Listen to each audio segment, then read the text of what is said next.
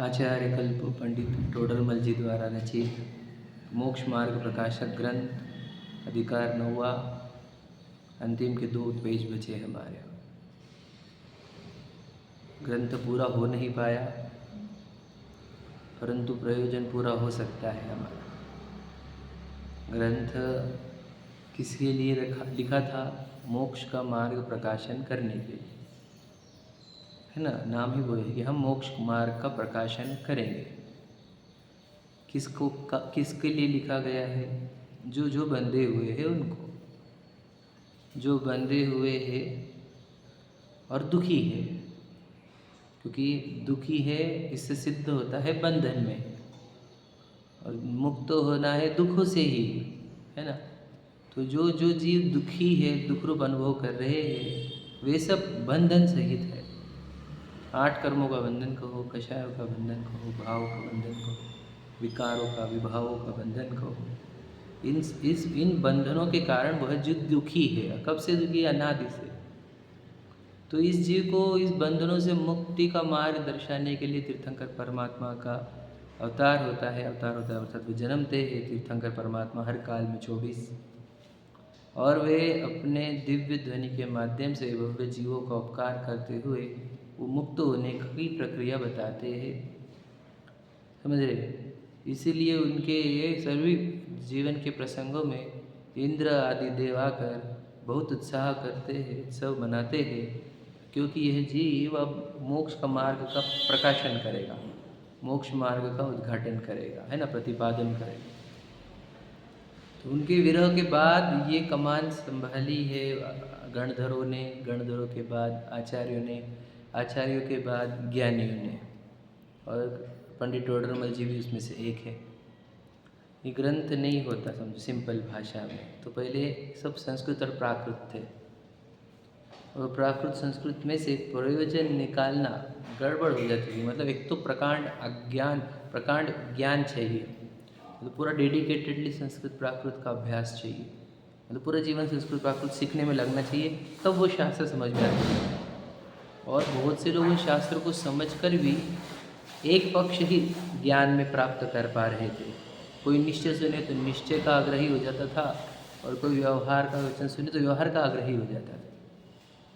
और ऐसे इतने जीव वापस उस मुक्ति के मार्ग को प्राप्त नहीं हो रहे थे जो जिनेंद्र भगवान से प्राप्त हुआ था। तो ऐसे जीवों का उपकार करते हुए कि ये जीव आने वाले हैं, और ये जीव इतने तो संस्कृत प्राकृत समझेंगे नहीं, और पढ़ भी लेंगे तो उसमें से सिर्फ एक अंश एकांत निकाल लेंगे। इसलिए उनका सबका कल्याण कैसे होगा, तो इसको सरल भाषा में लिख कर गए हमारे लिए। और इसमें हम कोई गलती ना करें, इसके 7वां अधिकार तो उसी के लिए है।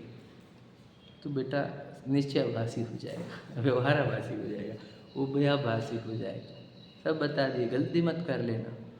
कथन तो हमारे पास निश्चय वाले भी है, व्यवहार वाले भी है, और दोनों जरूरी है यथा योग्य स्थान पर। परंतु एक ही वचन को अगर तू सत्य मान लेगा या एक को ही कार्यकारी मानेगा तो तू भ्रष्ट होगा। और दोनों को भी यानी दोनों को समान आवश्यक या समान उपकारी मानेगा तो भी भ्रष्ट होगा। कैसे करे फिर? तो वही तो निश्चय व्यवहार की शैली होती है, क्या कि व्यवहार भी उपकारी है क्योंकि वो निश्चय का प्रतिपादक है, परंतु सत्य निश्चय बताता है, ऐसा ग्रहण करना चाहिए था। समझ में आया? व्यवहार भी सत्य बताता है, निश्चय भी सत्य बताता है, ये उभयाभासी। समझ रहे? व्यवहार नहीं कि कथनों को ही सत्य मान ले, व्यवहाराभासी। समझ रहे? और निश्चय के कथन को सत्य मानकर व्यवहार की कोई आवश्यकता नहीं, यह मानने वाले वो निश्चयाभासी। आप समझ रहे?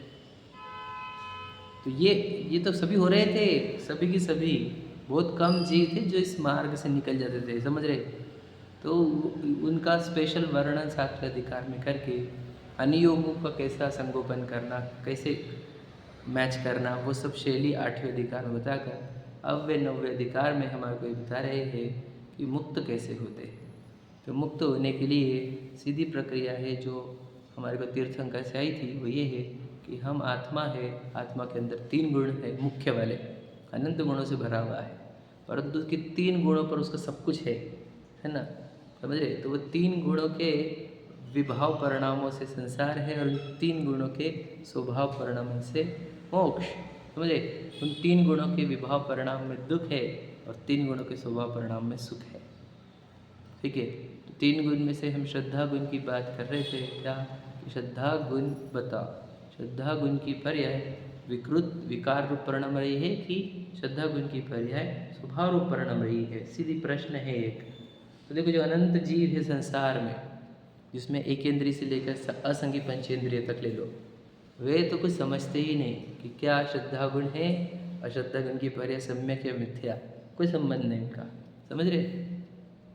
संगी पंचेंद्रिय में भी नार के देख लो तुम सब कैसे है, देवों को भी देख लो। अब मनुष्य में आते हैं हम। मनुष्य में देख लो, श्रद्धा गुण सुनने वाले तो ये जीत पूरी इतने से मनुष्य में सिर्फ जैन में लोग, अजैन लोग में भी स्वाध्याय कौन करते हैं? विचार करो, कितने कम लोग इस स्वाध्याय करने वाले और स्वाध्याय करेंगे और श्रद्धा गुण समझेंगे, उनके ही तो काम हो सकता है, नहीं तो बाकी का कैसे काम होगा? यानी कितना कम है ये मतलब प्राप्ति का स्थान कितना कम है। तो बोधि दुर्लभ बोलते कि सब कुछ सुलभ है, धन कन कंचन राज सुख सभी सुलभ है, परंतु एक बोधि का अर्थ बता कि मैं कौन हूँ, मुझे इसका बोध होना।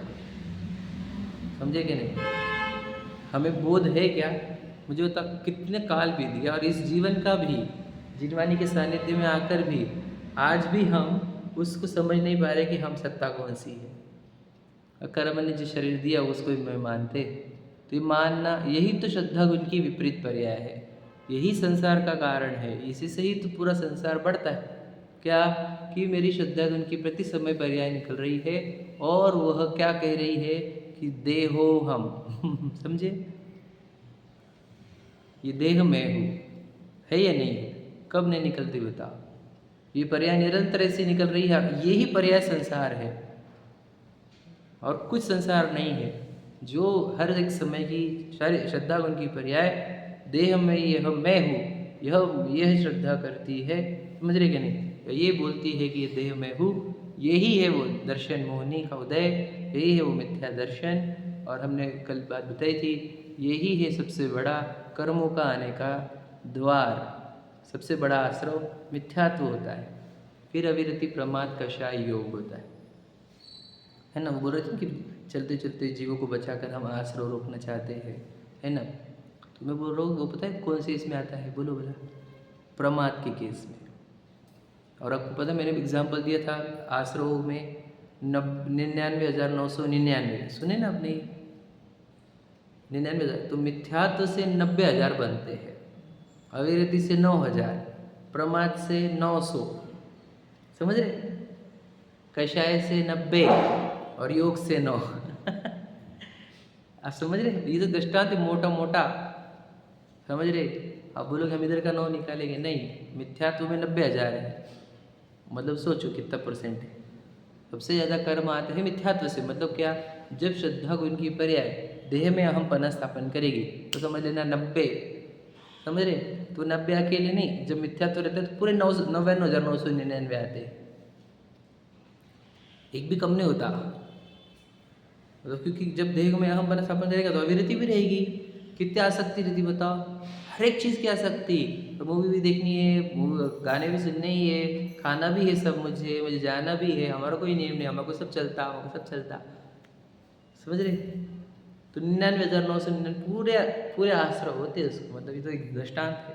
तो पूरे मतलब कर्मों की अगर बात करें तो कौन सी प्रवृत्ति नहीं बनती इसको? ये बताओ। पहले गुण स्थान में कौन सी प्रवृत्ति नहीं बनती? ये बता। सब। समझ रहे?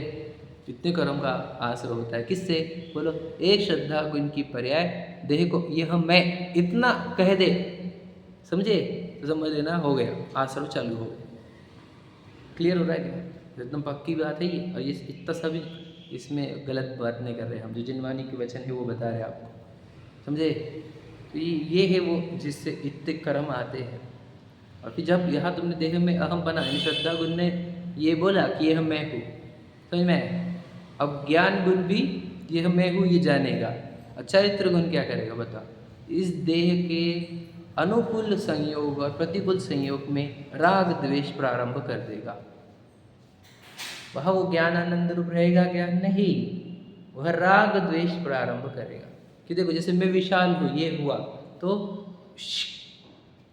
जैसे मैं विशाल हूँ ये वाला आया तो ठंडी हवाएं, अच्छा घर, अच्छा भोजन, है ना, पद प्रसिद्धि, पत्नी बच्चे, है ना, आदि सब अच्छे लगने लग गए। हाँ या नहीं?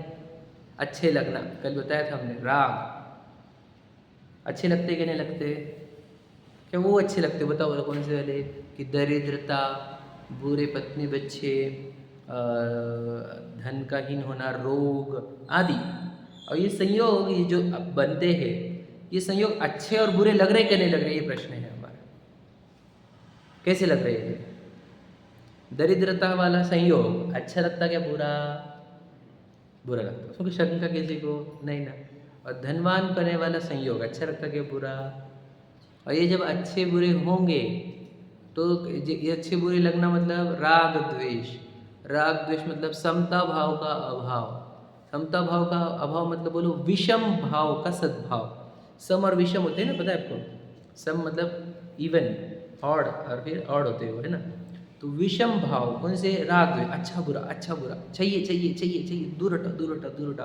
तो ये वाली आकुलताओं का एक महासागर उत्पन्न होता है उस जीव के अंदर। वो मिथ्याचार्य होता है। लॉजिक समझा? जो हमने पढ़ा था उसका प्रैक्टिकल अप्रोच मैं आपको दे रहा हूँ। आपको ध्यान से सुनना, ये अपसेस हो रहा क्या नहीं हो रहा है इतना बोलो। अब लोग मन के अंदर अब आंखें बंद करो, समझ लो। तो क्या एक महासागर चलता हुआ दिख रहा क्या नहीं? तो बोलते ना मेरे मन को शांति से नहीं बाबा, आंखें बंद करो तो और टेंशन हो जा रहे हमारे। तो ये महासागर है क्या नहीं परिणामों में? किसका है वो? बोला राग द्वेष का। क्यों इतना महासागर उत्पन्न हुआ?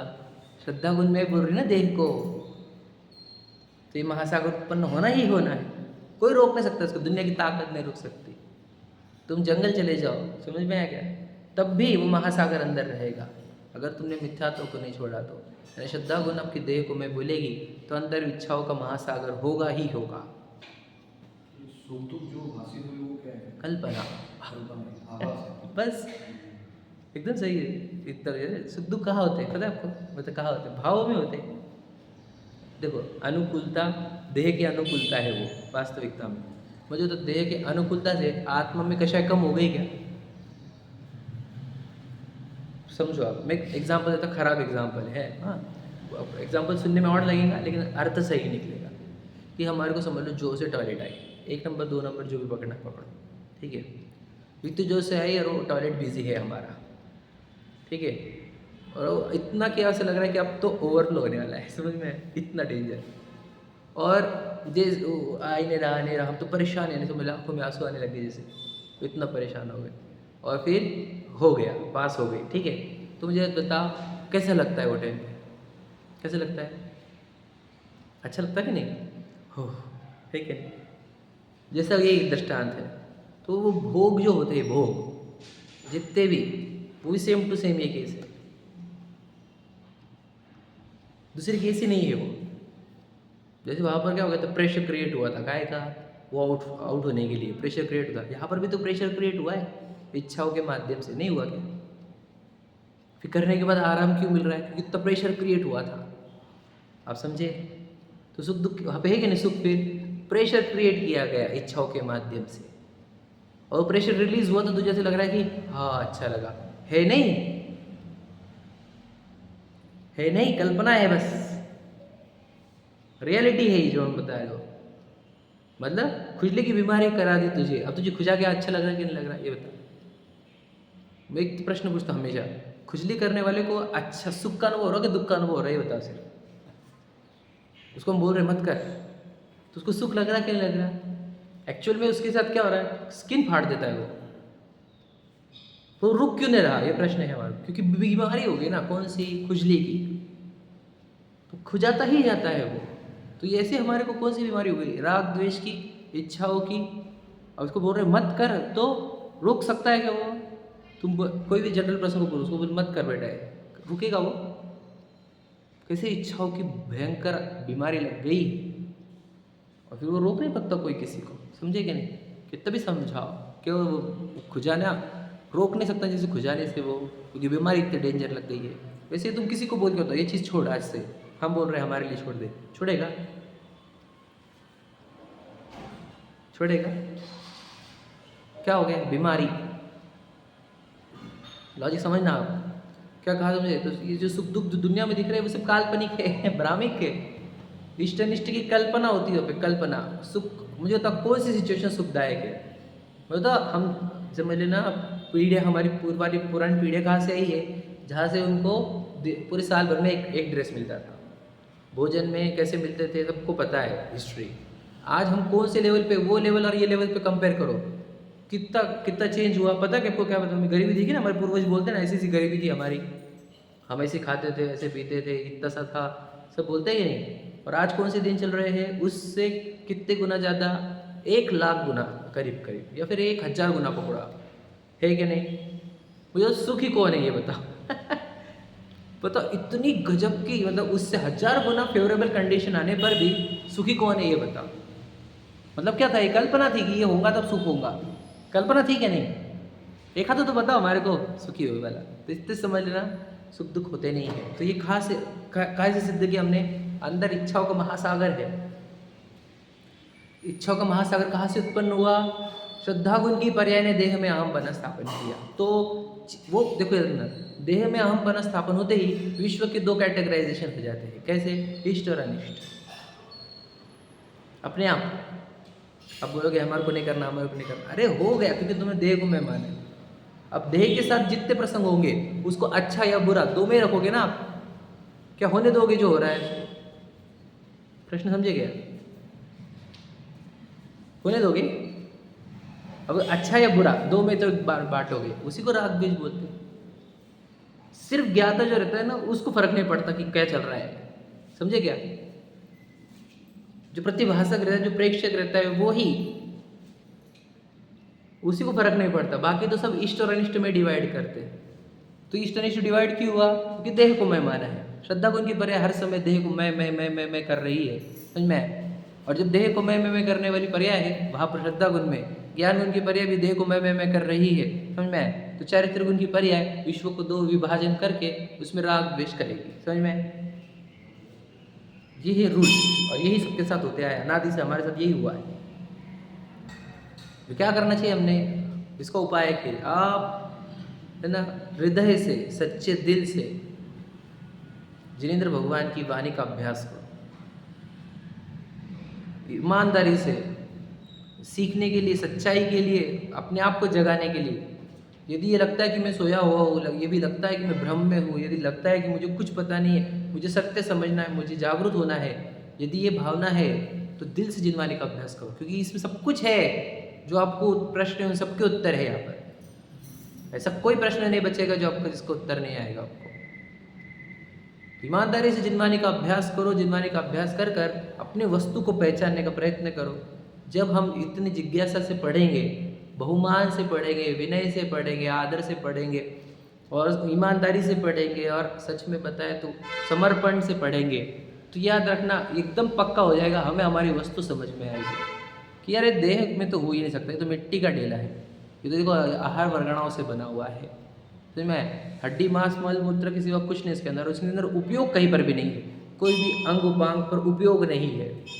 ये उपयोग क्या रहता है? इसलिए तो बोला स्वाध्याय कर, गहराई से अभ्यास कर बेटा। उपयोग क्या होता है? इस देह में उपयोग नहीं है, कहीं पर भी उपयोग नहीं है, जड़ मिट्टी है ये, डेड बॉडी की सिवा कुछ नहीं है। तो गहराई से अभ्यास करेगा तो पता चलेगा ये बात कि देह में उपयोग है क्या, नहीं है। तो फिर जब हम इतने गहराई से अभ्यास करते तो हमारी ज्ञान गुण की पर्याय निर्णय कर लेती है कि देह अपन नहीं है, तो वो ज्ञान गुण की पर्याय देह को मैं बोलना बंद कर देती है, तो मैं, क्योंकि ज्ञान गुण की पर्याय ने इस देह के भीतर उपयोग स्वरूप आत्मा को जान लिया है, उसने एक बार अनुभव कर लिया है उसका। तो श्रद्धा गुण की पर्याय भी आत्मा में, समझ, आत्मोहम वाली पर्याय उत्पन्न कर रही है। और जब आत्मोहम वाली पर्याय श्रद्धा गुण की निकलेगी, है ना, आत्मोहम वाली पर्याय ज्ञान गुण की निकलेगी, तब विश्व इष्ट और अनिष्ट में डिवाइड ना होकर सिर्फ ज्ञान का ज्ञेय बन जाता है, और वहाँ से राग द्वेष होना बंद हो जाते हैं। और राग द्वेष बंद होकर समता भाव की उत्पत्ति होती है, उसी का नाम चारित्र है। क्लियर हो रहा है क्या? यही प्रक्रिया, ये प्रक्रिया हमारे को पालन करनी है। कहाँ से किया हमने? हमारे को बहुत बोला ना, बस सच्चे हृदय से जिनवाणी को पढ़ना होगा, क्योंकि ये इसमें ही ये क्या है? मिथ्यात्म नाश वेको, ज्ञान के प्रकाश वेको, सब कुछ है इसके अंदर। तीर्थंकर की बात सबसे ज़्यादा उपकारी जिनवाणी को बोला जाता है। मुनिराज इसका अभ्यास करते हैं, इसी की चर्चा करते हैं। एक स्पेशल ब्रांच है मुनि संघ में, बोलो उपाध्याय वाली, to teach and learn the Jinvani. चर्या पालन कराएंगे आचार्य और ग्रंथ का अभ्यास करेंगे उपाध्याय। समझ रहे? स्पेशल विंग क्यों दी गई? विचार करो, स्पेशल पद क्यों दिया गया? यानी इसका अभ्यास वो मुनिराज करते हैं जो अभी बस सिद्धशिला जाने वाले हैं। कितनी महान चीज होगी ये, विचार करो। अगर हमारे को इसके लिए समय नहीं तो याद रखना, आप अपने आपको याद रखना, ना जिज्ञासा है सत्य की, ना मोह से जागने की कोई भावना है, समझ रहे कि नहीं? ना खुद को पहचानने की जिज्ञासा है, ना रियलिटी में आने की ओढ़ है, ना भ्रम की एलर्जी है, ना ज्ञान बुरा लगता है, समझे कि नहीं? दिया बेचने चला हो उन लोगों को जिन्हें अंधेरों से प्रेम है। ऐसी ही बात हो गई, जिनवाणी मिल गई तो किसी को जागना ही नहीं, किसी को उजाला करना ही नहीं, अपने आत्मा में उजाला प्रकट करना होगा, हमारे को प्रकाश प्रकट करना होगा, जागना होगा। हम है कौन? तो जो था बस सिंपल पूछो, मेरी श्रद्धा कौन की करे है, क्या बोल रही है? मैं विशाल, मैं विशाल, मैं विशाल, मैं विशाल। और ये पर्याय ऐसी बात करेगी, बताओ चारित्र क्या करेगा? विशाल के लिए ये अच्छा है, ये बहुत बुरा है, ऐसा हो, ऐसा ना हो। ये हो रहा है कि नहीं? राग द्वेष हो रहे कि नहीं? कितने हो रहे हैं बताओ, कितने? आप कल्पना नहीं कर सकते उतने। हर एक समय पर इतने हो रहे हैं कि कर्म नॉन स्टॉप आ रहे हैं, इतनी क्वांटिटी में आ रहे हैं, इतने कि क्या बताएं हम। उसकी प्रकृति प्रदेश तो छोड़ो, स्थिति अनुभाग देखकर डर जाएंगे हम, इतने कर्म आ रहे हैं। मतलब अगर उसकी स्थिति अगर काउंट करे, भगवान जी को पूछो अभी मेरे जो कर्म आ रहे हैं इनकी स्थितियाँ कितनी है, तो यकीन नहीं आएगा आपको। इतने भवों की, इतने लंबे काल तक की स्थितियाँ वाले कर्म अभी आकर्षित हो रहे हैं हमारे को, पता है आपको? इतने। और फिर पूछो कैसे चल रहा है, तो बड़ी बढ़िया चल रहा है। घूमो फिरो, खाओ पियो, ऐश करो, किसी को डर नहीं, किसी को चिंता नहीं कि भाई याद रखना क्या बताया, उधारी में आपको डिस्काउंट मिल सकता है, कर्मों में डिस्काउंट नहीं है। एक एक परमाणु खिलाना पड़ता है, सिंगल सिंगल, है क्या नहीं? ऐसा एक आधा भी परमाणु आप स्किप नहीं कर सकते। ईच एंड एवरी परमाणु को खिलाना पड़ता है। इससे सिद्ध क्या होता है कि भाई हम बांधते हुए हमें कोई काउंट नहीं है, लेकिन चुकाते हुए एक एक रुपया, एक एक परमाणु चुकाना होगा। रूल यही है। हमारे घर का तो है ही नहीं, सब कुछ जिनवाणी से सुना हुआ है, समझ में? तो याद रखना, हर एक समय में हमारे परिणामों के निमित्त से कितने ही कर्मों का संचय हो रहा है। और उस वो कितने हम दृष्टांत में ले, 99,999 बराबर है, उसमें 90,000 का स्टेक किसका है? मिथ्यात्व का। मतलब यह मैं हूँ, ये वाली मान्यता ही सबसे ज़्यादा कर्म ला रही है। मैं यह शरीर हूँ, ये मनुष्य शरीर में हूँ, ये पुरुष शरीर में हूँ, ये स्त्री शरीर में हूँ। सबसे ज़्यादा कर्म तो यही परिणाम ला रहा है। क्लियर हुआ क्या? मैंने क्या किया, मैंने क्या किया, हमने कुछ भी गलत नहीं किया। मैंने खुद को मनुष्य मानकर किसी को हर्ट नहीं किया तो बोलते मैंने कुछ भी गलत नहीं किया, मैंने कुछ भी गलत नहीं किया। तो आत्मा है और खुद को नहीं पहचानना ये क्या छोटा अपराध है? हम किसी ने पूछा हम गलती से हो गए, अगर हम गलती से हो गए, भाई अब गलती से हो गए तो हो गए, अब पुलिस वाले को बोल दो गलती से टूट गई सिग्नल।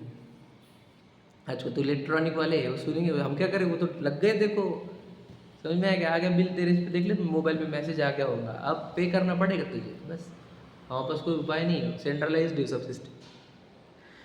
कह रहे क्या है, गलती से हो गए कर्म, गलती से कर्म हो गए, गलती से हुए तो भी भुगतने पड़ेंगे बेटा। इसमें कोई ये नहीं कि तुम्हारी गलती से हो गए, गलती से हो गए, पूरे पूरे चुकाने पड़ते हैं ईच एंड एवरी। तो बोलना क्या है, हमारे कौन से परिणाम से कर्म बंधन हो रहे, हमने तो कुछ भी गलत नहीं किया। कौन बोला गलत नहीं किया, इतना बड़ा गलती कर दी क्या हमने? हाँ, इतनी बड़ी गलती कर दी। कौन सी गलती बताओ? सिंपल, कल भी बताई थी, आज भी बताया था, लास्ट माइंड कि भाई है तू भगवान जैसा, सिद्ध समान तेरी सत्ता है, अनंत गुणों से भरा हुआ है, परिपूर्ण है। कैसे लो, इस विश्व में सबसे महान चीज़ तू है या नहीं है? रूल है ये, आप मानो नहीं मानो तो है ही। परमात्मा निज पद दीजिए, हम परमात्मा है, परमात्मा पद ही है हमारा। सिद्ध समान सदा पद मेरो, समझ में है सिद्ध समान है भगवान, और अपने आप को क्या अनुभव कर रहा है तू, और उसके कारण कितनी भिखारीपन आ गया है। तो बताओ, इस परमात्मा को भिखारी जैसा बनाना ये छोटा अपराध लग रहा है? छोटा अपराध है। मैं सोचो, एक राजा को भीख मांगने को लगाने से काम है कि नहीं? वो भी भीख काय की, मिट्टी की। बताओ, एक राजा को भिखारी बनाने का अपराध छोटा है कि बड़ा है, ये बताओ सिर्फ आप। ये छोटा अपराध है नहीं, इसको कोई छोटा मानने की गलती मत कर देना, ये महान अपराध होता है। और एकमात्र यही अपराध है, दूसरे तो अपराध ही नहीं कि हमने उसी को हर्ट किया था, उसको हर्ट किया था, वो तो है ही नहीं। वो तो पहले सिखाया था बेसिक लेवल पर कि दूसरे प्राणी को हर्ट करना इज हिंसा। नो, हर्टिंग योरसेल्फ इज हिंसा, दैट इज ओनली हिंसा। समझ में क्या बोला? हिंसा कितने प्रकार की? एक ही है, राग भाव, स्वयं को भूलकर इच्छाएं उत्पन्न करना, अपने आप को भिखारी बनाना, परमात्मा छोड़कर खुद को एक विशाल नाम की या फिर शरीर नाम का पकड़कर चीज़ों की डिमांड करने लग जाना। सोचो, ये भिखारीपन क्रिएट होना, दैट इज ओनली हिंसा। समझ रहे कि नहीं? और दूसरी कोई हिंसा नहीं है, और यही अधर्म है। और अहिंसा परमो धर्म का अर्थ क्या होता है बताओ? उस भगवान को इच्छाओं से तड़पाने का नहीं, अपने परमात्मा स्वरूप को, अपने चैतन्य तत्व को इच्छाओं से तड़पाने का नहीं। दैट इज अहिंसा परमो धर्म। वो भगवान जी की प्रतिमा बता रही है हमारे, तड़पाने का नहीं अपने आप को। समझ रहे? नहीं, अभी हमारा टाइम है, हम बाद में करेंगे। मतलब क्या? तड़पने के लिए रेडी रहने दो हमारे को, हमें तड़पना पसंद है, अभी हम बाद में तड़पना बंद करेंगे, ऐसी बात हो गई। समझ में आया? चारित्र भी बताया, श्रद्धा गुण की पर्याय भी बताई। चारित्र मुझे तो देखो, हर समय एक पर्याय निकलती है, पक्की कि नहीं? पर्याय का रूल क्या है? उत्पाद वे ध्रुव स्वरूप, उत्पाद वे स्वरूप पर्याय का हर समय एक पर्याय निकल रही कि नहीं निकल रही? श्रद्धा गुण की पर्याय निकल रही कि नहीं हर समय? ज्ञान गुण की पर्याय निकल रही कि नहीं? चारित्र गुण की निकल रही कि नहीं? ये तीनों गुण की पर्याय क्या लगता है, अच्छी काम कर रही है क्या हमारी? तो बताओ क्या करती होंगी वो? मतलब हमारे पीछे, हमारे लिए अनंत भाव बुक किए जा रहे हैं। अरे हमारे को पूछे बिना क्यों किया? क्योंकि तेरा ध्यान उधर नहीं है।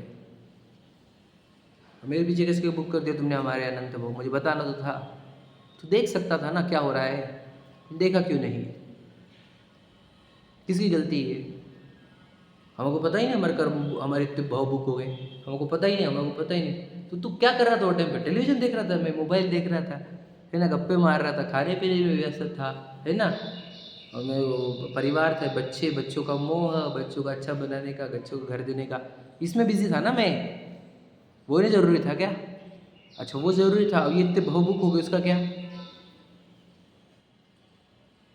वो जरूरी था, और इधर भावुक हो रहे हैं इतने एक साथ अनंत, दोनों में से क्या सीरियस है बताओ? कौन सी जगह ज़्यादा फोकस देना चाहिए था हमने, ये बताओ? नहीं, दोनों को इक्वल नहीं। वो चीज़ों का तो तुझे पर जिम्मेदारी भी नहीं है, वो तो छह द्रव्य की योग्यता से परिणमता है, बाहर का पूरा विश्व, तेरे पर तो कोई जिम्मेदारी भी नहीं उसकी। तू बिला वजह उलझ रहा है उधर, तेरी तो पूरी जिम्मेदारी इसकी है कि मेरे से कोई भाव ना बंधे। और एक व्यक्ति का, एक आधे वस्तु का आकर्षण क्रिएट ना हो जाए, नहीं तो और भाव खड़े हो जाएंगे। कोई व्यक्ति बुरा ना लग जाए, किसी का द्वेष ना हो जाए, बैर ना हो जाए, तो अनंत भाव खड़े हो जाएंगे। और तो इतना तो ध्यान रखना तो तुझे, देह में अहम बनाना हो जाए किसी भी तरीके से, गलती से भी इस मिट्टी के ढेले को, मल मूत्र के घड़े को गलती से मैं ना मान लूँ मैं। अनंत काल बाद तो अवसर है इस देह को पराया बोलने का, बता बोला। बोलने का मतलब मानने का, बोला तो पहले भी होगा। अभी नहीं मानेंगे इस मिट्टी के ढेले को अलग हम, अगर अभी इसको पराया वस्तु नहीं जानेंगे, कब जानेंगे? आपको ऐसे संयोग ला के बताओ हमारे को। तुम सिर्फ सोचो, भारत में कितने लोगों को ये अवसर है इस देह को पराया मानने का? कितने लोगों को अवसर है? पूरे विश्व में अनंत जीव है। अनंत जीवों में से कितने कम लोगों का अवसर है इस देह को पराया मानने का, उसमें से हम हैं। और हमने मानेंगे देह को पराया तो कौन मानेगा बताओ। और हम उसी के लिए आए हैं, मोहांधकार विनाशनाय। बताओ, जन्म जरा मृत्यु विनाशनाय क्या है ये? अष्टकर्म दहनाय कैसे होगा बताओ? मोहांधकार विनाश होने पर ही, देह को पराया मानने पर ही, और कोई उपाय नहीं है। ये प्रेरणात्मक कथन था, मुझे जितना कहना था। मुझे पता श्रद्धा गुण की पर्याय हर समय निकल रही है, ज्ञान गुण की पर्याय हर समय निकल रही है, चैतन्य गुण की पर्याय हर समय निकल रही है। वो क्या कर रही है इसके ऊपर वॉच रखो, keep a deep watch on it. समझ रहे कि नहीं? एकदम सूक्ष्म इसके ऊपर ध्यान रखो कि गलती से ये भाव ना बांध ले। समझ रहे? कैसे समझ में आएगा? कैसे समझ में आएगा? अपना भाग किधर रहा है वो देखो। इच्छा हो रही, इच्छा कहाँ से हुई? देह शायद श्रद्धा गुण की पर्याय शायद देह को मैं बोल रही है, ज्ञान गुण की पर्याय शायद देह को मैं जान रही है। समझ रहे? तो इच्छा से समझ में आ जाएगा श्रद्धा में क्या बैठा हुआ है। वर्तमान अपना उपयोग सिर्फ आसपास हमारे अंदर क्या चल रहा है ये देखने के लिए लगाओ। अंदर क्या पक रहा है खिचड़ी, समझ रहे कि नहीं? वो उसके ऊपर ध्यान दो। नहीं यूक्रेन यूएस ठीक है, थोड़ा बहुत देख लिया अलग बात है, पर ज़्यादा ध्यान हमारा, मैं वो भी अलाउड नहीं करता। मैं वो भी नहीं चाहता हूँ कि देखे, पर मेरे अंदर भी थोड़ा सा कभी आ जाता है वो देखने का राग, इसलिए मैं बोल दिया तुम्हारे को। नहीं तो क्या ज़रूरत है? समझ रहे? हमारे को तो इधर देखना है कि इधर क्या चल रहा है। और आपको और एक बता देता हूँ, देखो हाँ, अभी भी ऐसे में हुआ था। क्या हुआ कि अपन जब शिविर से आए, करुणानिधि के शिविर से, और वहाँ पे विशुद्धि संकलेश भावों से कैसे कर्म संचय होते, सब अच्छे से थोड़ा विचार किया था उसके ऊपर। और आए बात ये बच्चों ने लगाई मूवी एक, हाँ, और मैं आया, आखिरी का सीन चल रहा था, तो सीन के चक्कर में इधर भाव कुछ क्रिएट हो गए। मैं बोला देखो इधर भाव जो क्रिएट हो गए, इन कर्मों को थोड़ी मालूम है कि मैं झूठा झूठा पिक्चर देख रहा हूँ।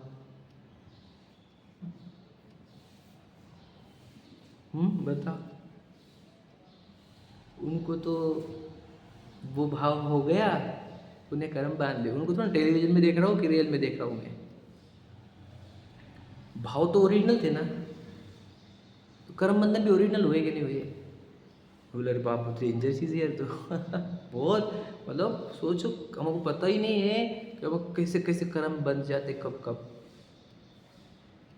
समझ रहे क्या नहीं? रियलिटी में बनते हैं कर्म, फेक सीन्स देख कर भी। इसलिए बोलना चाहता हूँ, अपने अपने उपयोग को कितना समेटना चाहिए हमें, और अपने आप को देखने के लिए कितना समर्पित करना चाहिए।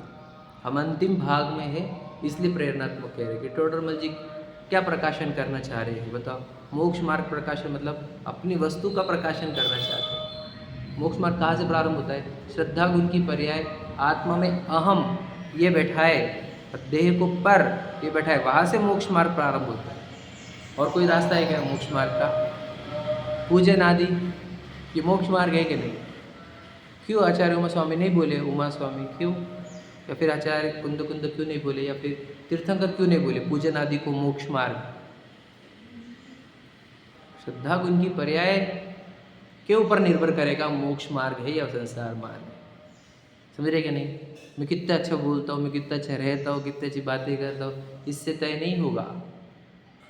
आपकी श्रद्धा गुण की पर्याय क्या बोल रही है इससे तय होगा। ठीक है, थोड़ा पढ़ते हैं अपन।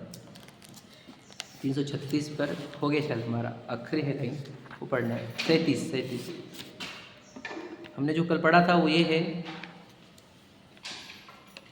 कि अनंतानुबंधी कषाय के उदय से सासादन जब हो रहा है, मतलब वो सम्यक दृष्टि जीव है, उपशम सम्यक दृष्टि, वह सासादन गुणस्थान में पहुंच गया। यहाँ पर लिखा है क्या अपन ने? नहीं, सासादन का भी लिखा नहीं अपन ने, है ना? रह गया चौथा वाला। अनंतानुबंधी का उदय आया और वह जीव सासादन में गया। तो वो बोल रहे कि फिर तो आप बोलो ना, अनंतानुबंधी कषाय ने सम्यक तो को भ्रष्ट किया, यानी वो श्रद्धा गुण को भी घातती है, ऐसा बोलो। कौन सी? चारित्र मोहिनी की प्रकृति श्रद्धा गुण को भी घातती है, तो उसको ऐसा कहो श्रद्धा चारित्र गुण की घातक। किसको?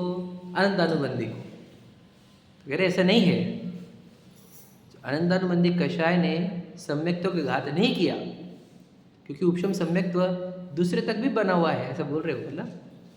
दूसरे गुणस्थान में भी सम्यक्त्व बना हुआ रहता है, क्योंकि उपशम सम्यक्त्व का ही काल है, ऐसा पढ़ा ना तुमने? उसके बाद वो मिथ्यात्व में जाने वाला है, समझ में आया? इसलिए कभी कभी कहा गया कि अनंतानुबंधी सम्यक्त्व का घात करती है, क्योंकि साधन से वो मिथ्यात्व में जाता है, तो ऐसा आरोप आ जाता है अनंतानुबंधी ने मिथ्यात्व कराया। समझ में आया क्या? तो अनंतानुबंधी मिथ्यात्व कराती कि नहीं कराती? नहीं कराती। सिर्फ भाव की भाषा, उससे तो कषाय उत्पन्न होती है। सम्यक तो घात होता है क्या? नहीं, सम्यक तो घात नहीं होता है, सासाधन होता है, और सासाधन से जीव मिथ्यात्व में जाता है।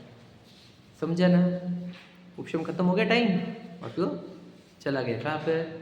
वो प्रथम गुण स्थान में चला गया, मिथ्यात्व में चला गया। ठीक है, पढ़ना है तो वो पढ़ते हैं हम।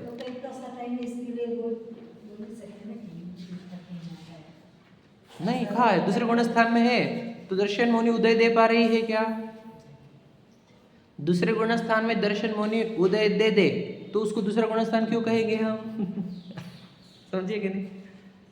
है बहुत छोटा टाइम, आप कल्पना भी नहीं कर सकते, इतना छोटा है, परंतु है ना, सूक्ष्म क्यों ना हो, वहां पर ऐसा टाइम है क्या जहाँ पे अनंतानुबंधी का उदय है, मिथ्यात्व का उदय नहीं है। अब ध्यान सुनने का, अच्छी बात बोलता हूँ, जो पहले भी बोली है मैंने, वहाँ पर भी जिक्र आया था इसका। देखो क्या, अब दूसरे गुण स्थान में कोई जीव है, वहाँ मिथ्यात्व का उदय चल रहा है क्या? नहीं। दर्शन मुनि का उदय चल रहा है क्या? नहीं। चारित्र मुनि का उदय है क्या? नहीं है। और प्रथम गुण स्थान और दूसरे गुण स्थान में बंधे विच्छति पता है ना आपको? बताओ, पहले गुण स्थान में कितने की बंधे विच्छति है? 16 की। दूसरे में 25 की। मतलब पहले में 16 कर्म प्रकृतियां बंधना बंद हो गई, बराबर है? बराबर है क्या नहीं? और दूसरे में जब जा रहे हैं, ध्यान सुन लेना, तो पहले से दूसरे में अंतर क्या है कि पहले में मिथ्यात्व है और दूसरे में मिथ्यात्व नहीं है। सही है कि नहीं? समझ रहे क्या बोल रहा मैंने? तो देखो, 16 कर्म की प्रकृतियां बनना बंद हो गई, तो वो काहे से बन रही थी? बताओ, काहे से बन रही थी? वो मिथ्यात्व से। समझ में आ गया? तो कुछ लोग बोलते हैं कि मिथ्यात्व से बंधन नहीं होता। समझे क्या क्या कहा मैंने? सिर्फ कषाय से बंधन होता है। लॉजिक समझा क्या? कुछ बोला मैंने?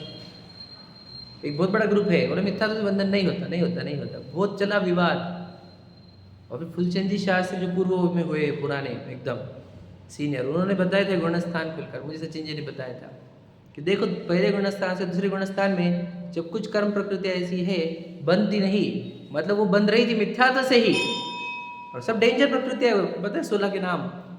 समझ में? बोलो, कुछ याद है क्या?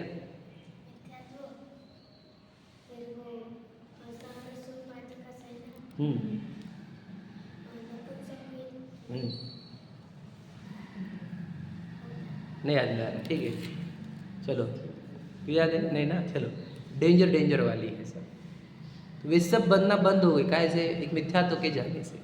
ठीक है, तो आउट ऑफ चैप्टर था लेकिन बता दिया। मतलब पहले गुण स्थान में मिथ्यात्व का उदय है, दूसरे में मिथ्यात्व का उदय नहीं, अनंतानुबंधी का उदय है। समझ में? चौथे में किसका उदय नहीं है? बताओ। कोई मिथ्यात्व का उदय नहीं है, मिश्रम होने का उदय नहीं है, या तो सम्यक होने का उदय होगा या फिर किसी का उदय नहीं होगा चौथे में, बराबर है? और अनंतानुबंधी का उदय होगा कि नहीं होगा? नहीं होगा। हाँ, होगा कि नहीं उदय? नहीं होगा, उदय की बात चल रही है। तो इसलिए क्या लाइन लिखी, पढ़ो। इस प्रकार अनंतानुबंधी चतुष्टय की सम्यक्त्व होने पर अवस्था होती नहीं, इसलिए 7 प्रकृतियों के उपशमादिक से भी सम्यक्त्व की प्राप्ति कही जाती है। क्या कहा? कौन से दिव्य में 7? वो क्या क्या पढ़ा? सम्यक्त्व जो होता है ना, तो 7 प्रकृतियों के उपशम से कहा जाता है, उपशमादि से। तो कौन सी 7 प्रकृति है वो? 4 कषाय और इसके 3। बराबर, बिल्कुल। अनंतानुबंधी के 4 और दर्शन मुनि के 3, इनके उपशम से सम्यक्त होता है। इन कितने? 7 के उपशम से या 7 के क्षय से, ऐसा कहा जाता है। उपशमादि वर्ड यूज़ किया उन्होंने, तो ये कितने लिए? 7। अब जबकि सम्यक्त्व का कंसर्न किससे आना चाहिए था? दर्शन मुनि से, लेकिन चारित्र मुनि के 4 वे ऐड कर लेते उसके अंदर। समझा क्या क्या कहा? क्योंकि सम्यक्त्व के काल में वो चारित्र मोनि की 4 प्रकृतियाँ फल ही नहीं दे पाती है। इसलिए ऐसा कह दिया कि सम्यक तो जब भी होगा वो 7 प्रकृतियों के उपशम से या क्षय से होगा। लॉजिक समझा क्या? कभी 7 के जगह 6 यूज़ कर लेंगे क्योंकि सम्यक मोनि उदय देती है। समझ में आया क्या? समझ में लॉजिक? 7 कैसे आया समझ में आया? अनंतानुबंधी की 4 और दर्शन मोनि की 3। समझ में आया आपको पक्का? तो इसलिए लिखा इस प्रकार अनंतानुबंधी चतुष्टय की सम्यक होने पर अवस्था होती नहीं है। इसलिए 7 प्रकृतियों के उपशमादिक से भी सम्यक्त्व की प्राप्ति कही जाती है। मतलब कभी 7 दिखेगा आपको तो आपको बोलेंगे तो चारित्र मोनि को दर्शन मोनि के साथ जोड़ा, वो अलग लॉजिक है। अब वो बता चुके हैं, बहुत डिटेल में हो चुका। किसी अनंतानुबंधी के मतलब जब भी सम्यक्त्व चलेगा अनंतानुबंधी अपना तीव्र फल दे ही नहीं, मैंने अनंतानुबंधी अपना फल दे ही नहीं पाएगी। हमने बता चुका क्यों? उसको मैं परिपूर्ण हो दिख गया और तीव्र तड़प पाने वाली इच्छा भी चले, ऐसा संभव नहीं है। मतलब क्या बताया? अहम देखो, श्रद्धा उनकी पर्याय देह में अहमपना कर रही है या नहीं? आत्मा में अहमपना कर रही है। और परिणति जो चारित्र गुण की पर्याय है, उसने विश्व को इष्ट अनिष्ट में डिवाइड किया क्या? नहीं किया। तो राग द्वेष होंगे कितने डेंजर वाले? होंगे ही नहीं। समझे क्या? अभी तुम बता का है ना, अभी जैसे देह में अहमपना आया तो क्या राग द्वेष की तीव्र मात्रा है। कितनी मात्रा है कि बताओ? इतनी कि राग द्वेष की कितनी मात्रा? 40 कोड़ा कोड़ी बांध सकता है। और ऐसी राग द्वेष जो अनंत बोधक चले, इतने राग द्वेष करता है। समझ में आया कि नहीं? कब? जब श्रद्धा गुण अहमपना देह में करेगी तब। और जब हमने सम्यक तो प्राप्त कर लिया तो श्रद्धा गुण की पर्याय आत्मा में अहमपना स्थापन कर रही है, तो राग द्वेष की मर्यादा ऐसी हो ही नहीं सकती कि जो 6 महीने को क्रॉस करे। लॉजिक समझ रहे कि नहीं? राग द्वेष एकदम, वो भी याद रहे 6 महीने मैक्सिमम है, 15 दिन वाले भी रह सकते हैं उसके अंदर। इतने ही राग द्वेष एकदम कम। क्यों? अब अच्छे बुरे कहाँ लग रहे हैं? मैं परिपूर्ण आत्मा इधर हूँ, मालूम पड़ गया, देख लिया उसको, प्रत्यक्ष देखा हमने। तो राग द्वेष इतने होंगे कैसे? कितने हो गए? अब हम रहे थे घर में है ना, आसपास में संयोग है, तो इतने तो राग द्वेष होंगे ही उस जीव को। समझे कि नहीं? कितने अब घर में है तो उतने राग द्वेष होंगे उसको, ऐसा थोड़ी कि नहीं हुए। समझ में आया? तो राग द्वेष की मात्रा इतनी घटती है। और मैंने बताया भी था कितनी घटती है। अनंत से 100 तक आने में 100 और अनंत का जो भेद है उसको अनंत अनुबंधी का जाना बोलना। ठीक है?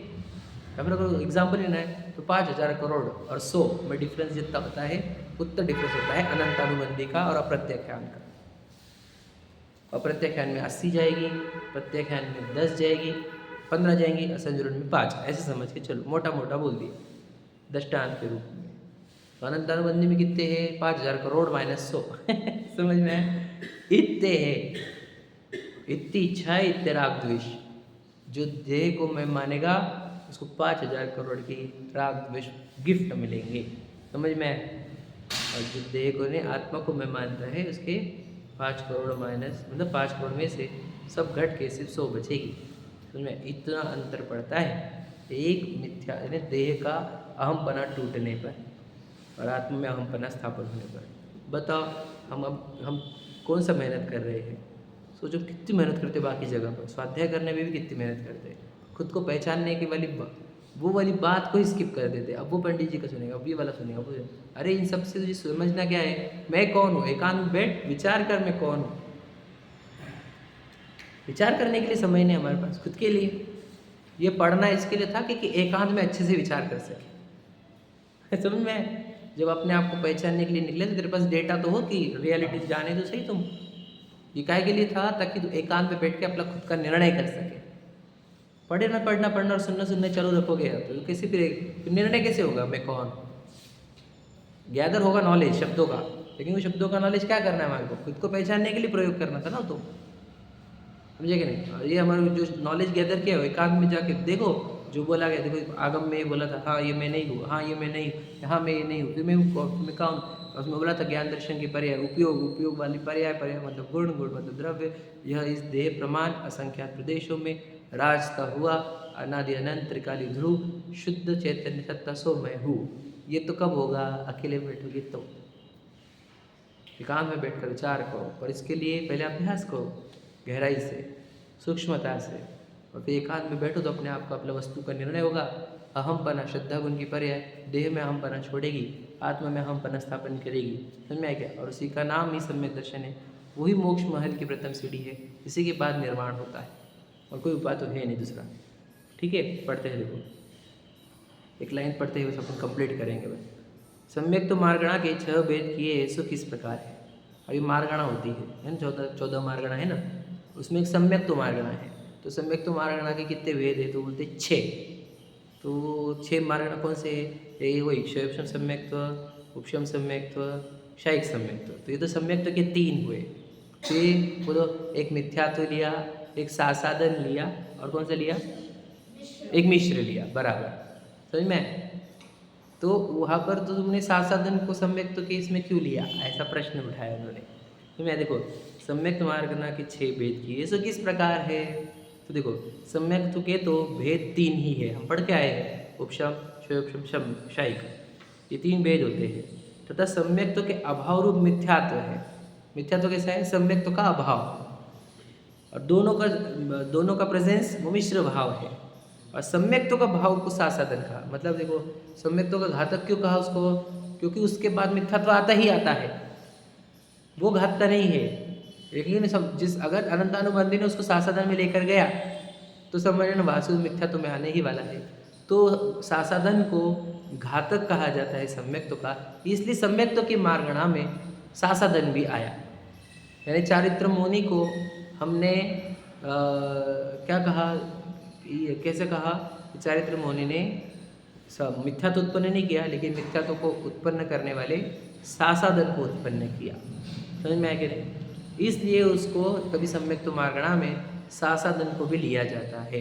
प्रश्न थोड़े गहरे हैं और आपको नहीं समझा तो भी कोई दिक्कत नहीं है। हमको सिर्फ इतना समझना है प्रश्न क्या उठा रहा है वो, कि अनंत अनुबंधी सम्यक्त्व का घात करती है क्या, अनंत अनुबंधी सम्यक्त्व का घात करती है, श्रद्धा उनका घात करती है। ये रिपीटेटिव क्वेश्चन है उसके, और वो जरूरी भी है गहरे अभ्यास में।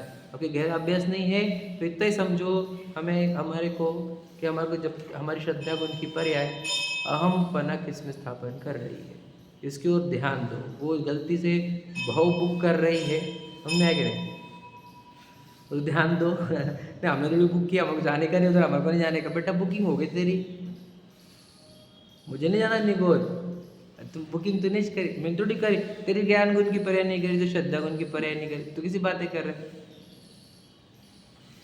नहीं, हमने नहीं बोली बुकिंग, हमने नहीं बुक किया, मुझे नहीं जाना वहाँ पे। फिर बुक तूने किया तो जाना पड़े, वो सीट वहाँ पर हमने तेरे को दे दी है, किसी और को भी दे सकते थे, तो तूने रिजर्व कर लिया, हम क्या करें? है क्या नहीं ये व्यवस्था? कौन जाना चाहता है निगुत? बता, कोई नहीं जाना चाहता। जा क्यों रहा है? सब बाय डिफॉल्ट निगुत पहुँचते कि नहीं? तरसपर्या पूरी करे बिना भी चले जाते हैं, समझ में आया कि नहीं? तो कौन लेके जाता है उनको? कौन? कर्म कर्म कर्म कर्म नहीं, वो 3 गुण की पर्याय, समझे कि नहीं? आपको उसके भी गहराई बताएंगे हम कि किसके बात कर रहे हो। 3 गुण की पर्याय निगोद लेके जाती है, उसके भी लॉजिक है हमारे पास, समझाएंगे। तो देखो, इस प्रकार सम्यक्त्व मार्गणा से जीव का विचार करने पर 6 भेद कहे हैं।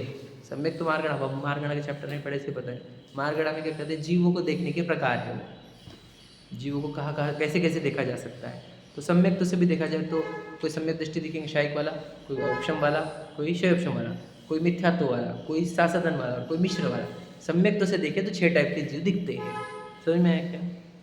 समझ में? मतलब पूरे विश्व में जीवों को डिवाइड करना हमारे को, तो हमने कौन सा क्राइटेरिया लिया? सम्यक्त्व।